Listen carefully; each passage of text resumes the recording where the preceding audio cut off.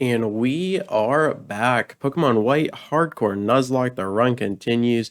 We are on our way to the fourth gym with Elisa and her electric types, but first we have to take on Bianca. This is going to be the second or third time for this rival fight. Let's see if we can beat her without losing anybody. Let's do it. Time for our rival fight against Bianca. Sends out Herdier first against our Timber. We eat the Intimidate, which actually hurts on top of a negative attack nature, which isn't great. We're going to eat the Takedown and respond with a Wake Up Slap, but that Intimidate holding on to the Herdier here in the red, and now I'm just really scared of a critical hit Takedown, so I'm just like, let's pivot into our little rock, the Roly-Poly.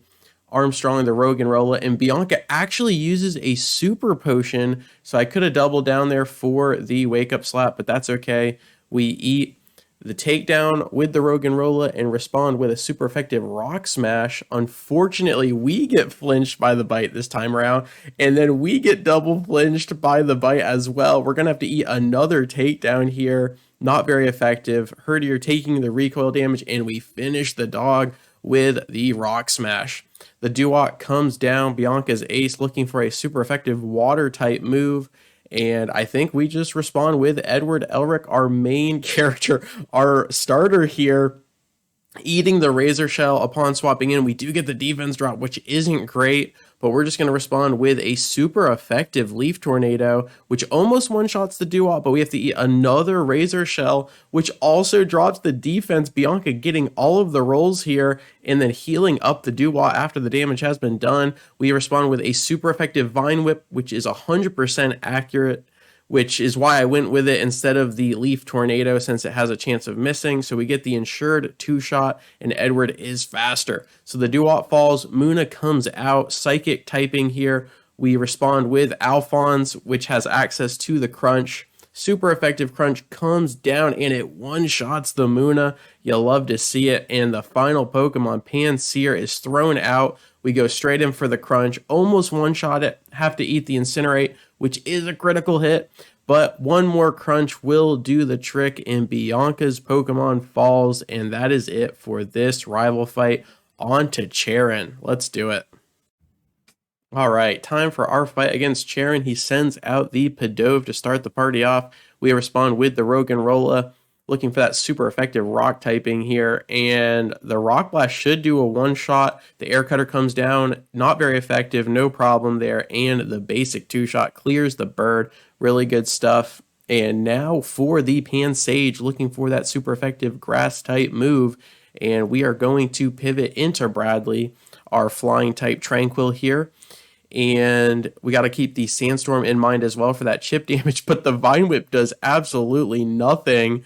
And we're just looking for that one shot from the Air Cutter, and it does miss, opening the door for a Leech Seed on the Pansage. That damage can really add up on top of the Sandstorm, so that's not great. But we do land the Air Cutter that second time around with the Fadeaway crit.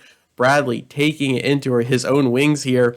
All right, Pignite comes down. We could look for the super effective damage onto the fighting typing, or we could swap into maybe Scar for fighting on fighting. But it does look like we're going to opt into the Air Cutter, and we get Pignite to half health, but the Citrus Berry with a nice reprieve. That might have just been an Oran Berry, actually, but gets a nice Flame Charge down, and now we are hurting on top of the Leech Seed that is still active. Bradley almost dying there from all of that extra chip damage, and we are going to pivot straight into Hughes here. The Water Monkey looking for the super effective damage, and the Flame Charge comes down. Really tough stuff here, but Hughes having that ridiculous access to Scald, and Pignite going for a defense curl instead of a damaging move gets the fadeaway Scald. Really good stuff. We clear Sharon's ace, and probably the biggest issue against our team here. The final Pokemon, Liepard, comes down looking for a dark type move. It actually goes for a Torment, and meaning we can't use the same move twice in a row, but Scald setting up Liepard into a nice yellow position on the health bar, and we have to eat a Stab Pursuit, no problem there, and we fade away with a critical hit. Rock Smash, great stuff. There goes Bianca, there goes Sharon, and now we are on to first encounters as well as the fourth gym. Our Relic Castle encounter is going to be the Yamask or Yamask. Let's go ahead and put it in the PC for now and maybe upgrade to the Cofagrigus later on. Then we run into a Darumaka for our first encounter at the Desert Resort. Let's add it to the PC and keep moving. Up next, we have our Route 4 encounter, and it is going to be the Dark Fighting type Scraggy here, which is really nice. Only weak to flying and fighting, and I have not been able to use a Scrafty in the past, so I am very excited about this encounter. Let's add that to the team. Next encounter is going to be the Flying Fossil with Arkin here, the pre-evolution to Archeops, which Iris has on her team in white too. So we're actually going to give it a try regardless of the defeatist ability. We're going to see if we can make it work, and that is going to be our next encounter. Our Route 5 encounter is going to be the Chinchino, the amazing normal type here. We're going to put it in the PC, and it's going to clutch for us later. You know it is. And then for our Route 16 encounter, it is going to be Emolga, the Flying Pikachu clone here. One of my favorite Pokemon. Let's go ahead and add him to the team. Our Losthorn Forest encounter is going to be the Swadloon, the Bug Grass typing here. Let's go ahead and add it to the PC. We are just about to take on the 4th gym leader when N comes out of nowhere and challenges us to another fight. He's got 4 Pokemon at this point in the game, and the Sandile comes down leading the charge. We answer with Girder here, our fighting type. Timber has evolved. We go in for the Wake Up Slap. He responds with Embargo, disabling our usage of items, but we're already not using items, so it works out in our favor. The Sigilyph comes down to avenge the Crocodile, and I decide to stay in here and go for a super effective rock throw, but that means I'm going to have to eat the side beam, and we hold on. Scar stands firm, and now we are going to try to swap in and let someone else finish off the Sigilyph so that our Girder does not die. And right here, I realize that Olivier can eat a side beam because it doesn't even affect the dark typing here. However, we are now super effective to the flying types that Sigilyph has to offer, so I pivot into the Flying Chipmunk Mustang. The Emolga comes down, eats the not very effective Air Cutter with a critical hit, unfortunately, but now we are in prime position to finish the Sigilyph, so a little bit scary there. Sigilyph always does give me a lot of issues since it can hit fighting super effective from 2 different angles. It's also super fast and bulky. So really good stuff there. And now we swap out for the Darumaka. We get Armstrong in there who eats that Bulldor, no problem. And now we go for a Rock Blast. Gonna have to eat another Fire Punch. And unfortunately, it gets the burn, halving our damage here. That Rock Blast would have killed, but it holds on with no HP. And we're just going to pivot to the Mud Slap and roll it all. And the Hustle ability backfiring on Darumaka, paying the price for bonus damage. It misses. And now the Scraggy comes down. The final Pokemon here. Dark Fighting is a fantastic typing, and it really does counter my team, unfortunately, since I based this entire 6 on Elisa's team. And now N taking advantage of that, we eat a Brick Break, not very effective. And now I am a little bit terrified of losing our first Pokemon of the run. He can hit Elric and Alphonse for super effective, as well as Olivier. So I think we're going all in on Mustang, staying in. Gonna have to fight the Scraggy one-on-one here, and we are definitely dead to a critical hit. But looking at the other Pokemon, they are all in danger of a super effective stab Brick Break, and that is just no fun for anybody. So we go all in on the Spark here, hoping for a Paralysis, but the Swagger in return busts Mustang attack way through the roof. But now we are confused, and if we hurt ourselves in confusion, we are gonna lose Emolga. And I would not, I don't want my first Pokemon that I lose to be my beloved Emolga. So now I am weighing the options, whose life is going to be on the line here. And I am hovering Scar, the Girder, thinking about what to do here. We could potentially pivot into a dark type move, but if it goes for a fighting type, we are in trouble. So we all in on the Girder. Scar comes out, and Scraggy goes for the not very effective feint attack, thankfully. And now if we are faster, we can finish the Scraggy. We go in, Wake Up Slap comes down, and it finishes with a fadeaway critical. N is down. We almost lose our first Pokemon of the run, but now we take on Elisa and her Electric-type Pokemon. All right, it is finally time to take on Elisa and her three electric type Pokemon. Her double Emolga is ridiculously good. We have our own Emolga. In my original Pokemon Black run, I did wipe to Elisa. So I actually lost the entire run right here, but managed to bring it back on the second attempt. So let's see if we can clean that up. We haven't lost anybody in this particular run, but as you've noticed, we don't have a ground typing to pivot to. So we are really going to have to wiggle around and see if our own strategy can beat her right here, right now. So let's do this thing. My Emolga this run, Little Mustang here, has a negative speed nature, meaning that her Emolgas are probably going to outspeed ours, which is really unfortunate. We're going to have to watch out for that. But here we go. Everything has led to this moment. Let's see if we can beat Elisa without losing anybody. So I'm hoping we're still faster, but if not, let's get this light screen off. We are slower, which is really unfortunate. Emolga comes down with a really nice neutral volt switch, gets us to about a third right there, potentially in crit range, and it goes into another Emolga. All right, so we get the light screen up. We are potentially dead to another volt switch. I'm just a little bit scared that it volt switches into the zebra and then it catches the lightning rod. But because it volt switched into another Emolga, I'm pretty sure it's not going to. So I'm going to go all in on Spark, and it's probably going to have to pivot to either like a quick attack or pursuit or something like that that isn't special, knowing that the light screen is up. So really good stuff. We might get the static proc as well, and we do really good stuff. So now we are faster. The opposing Emolga is paralyzed, which is really nice, but unfortunately we get the static, so I didn't take my own advice there, but we have a Cherry Berry prepared, and Elisa gets a little bit outplayed for the moment. So the light screen, we still have potentially 3 turns. I think Shockwave is a lot safer since we won't get paralyzed, but we are in crit range. We need to watch out for that. But if we swap out and they use Pursuit, we lose my Emolga right there. So I'm actually in a terrible spot now that you think about it, and the other Emolga comes down, and it probably is going to go for Pursuit, foreseeing the fact that we're going to swap out. But if I stay in any longer and get chipped any lower, we're definitely dead to a Pursuit. Ooh, this is a little bit tipsy. It wouldn't use Aerial Ace. It might go for a Volt Switch. But if it goes for Pursuit and gets the double damage, we might lose my Emolga.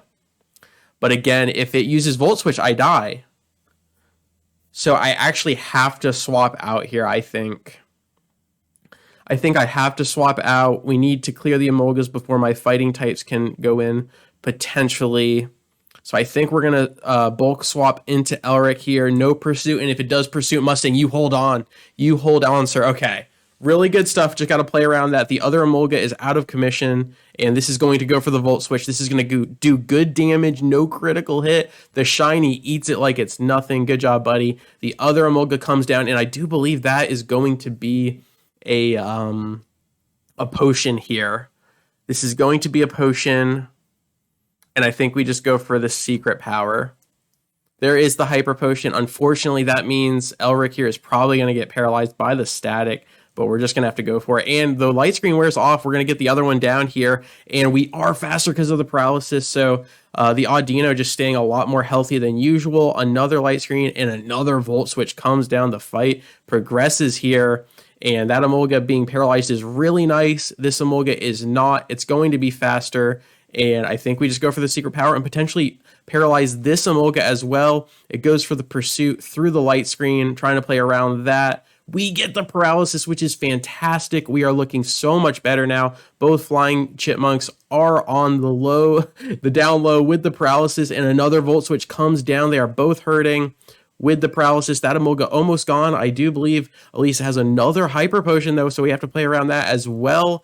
We are just navigating this fight as best we can. Elric with another secret power. We could have gone for the Attract for the cheese, but we are going all in on the damage. Elric is doing a great job fending off this horde of chipmunks, and Elisa comes down with yet another Hyper Potion.